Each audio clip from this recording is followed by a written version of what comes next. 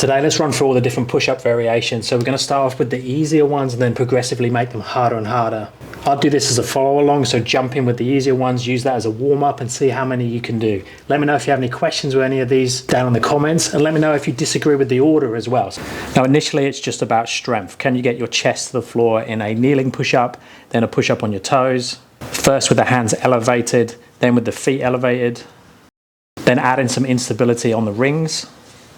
Up in the strength and control, go into one arm. You could argue that one is easier than the other depending on the individual, but we have the archer push-ups, which are normally done on rings, and then the standard one arm push-up. Next, we start transferring more weight to the hands, shoulders, triceps, and decreasing the weight in the legs. For the standard floor pike push-up, foundation of the handstand push-up, we can up the range of motion and the strength demand by increasing the height of the feet and then working to a deficit with the hands.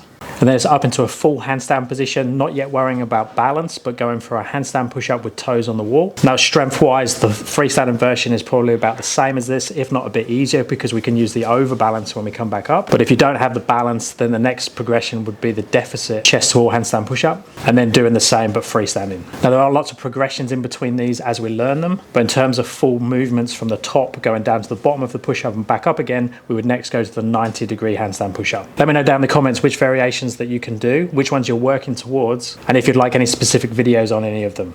Then I finished with the dead press, but you could argue that's not a full push-up because you don't start at the top, go to the bottom and back up again. It's a bottom-up movement. Thumbs up and subscribe would be appreciated, and I'll speak to you in the next one. Thanks, guys.